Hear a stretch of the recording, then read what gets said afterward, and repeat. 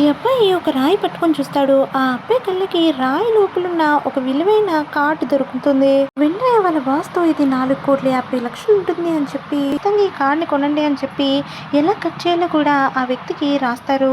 ఆ వ్యక్తి అదే విధంగా కట్ చేస్తూ ఉంటాడు. ఆ పక్కనున్న వాళ్ళంతా కూడా ఏంటి రాయిని ఇలా కట్ చేస్తున్నారు అని చెప్పి అడుగుతూ ఉంటారు. ఎందుకంటే ఆ రాళ్ళ లోపల వజ్రం ఉంటుంది కాబట్టి వాళ్ళందరూ కూడా మధ్యలో కట్ చేయించుకుంటారు.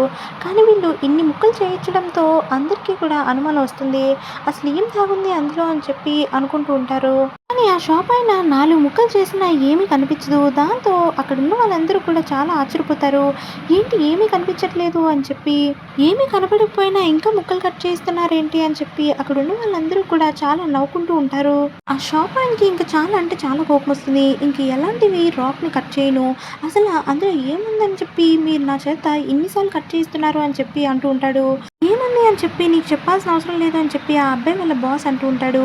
కానీ ఏముందో చెప్తేనే కట్ చేస్తాను, అసలు ఏమీ లేని దానికి కట్ చేయడం ఎందుకు అని చెప్పి ఆ షాప్ ఆయన చాలా రచ్చ చేస్తాడు. మీరు అర్జెంట్గా ఈ షాప్ నుంచి వెళ్ళిపోండి అని చెప్పి ఆ షాప్ ఆయన అంటూ ఉంటాడు. ఈ గ్రహాన్ని మేము కొనుక్కున్నాం కాబట్టి మీరు ఎలాగైనా కట్ చేయాలని చెప్పి వాళ్ళ బాస్ అంటూ ఉంటాడు. ఆ అబ్బాయి వాళ్ళ బాస్ ఇంతలోపే ఆ షాప్ అయిన వాళ్ళ బాస్ వస్తాడు. ఆ ఓనర్ వచ్చి ఏంటి ఇక్కడ గొడవ అని చెప్పి అడుగుతూ ఉంటాడు. మీ రాయిలో ఎలాంటి వజ్రం లేకపోవడంతో మీరు ఇక్కడి నుంచి వెళ్ళిపోవాలి అనేసరికి ఆ రాయిని కొనుక్కున్న బాస్ మేము అసలు అంటే అసలు ఒప్పుకోము, మేము కొనుక్కున్నాం కాబట్టి మాకు ఇక్కడే కట్ చేయాలి అని చెప్పి గొడవాడుతూ ఉంటాడు. ఇంతలోపే షాప్ ఓనర్ వాళ్ళ అమ్మాయి అక్కడికి వస్తుంది. వచ్చి గొడవ ఏంటో మొత్తం అంతా కూడా తెలుసుకుంటుంది.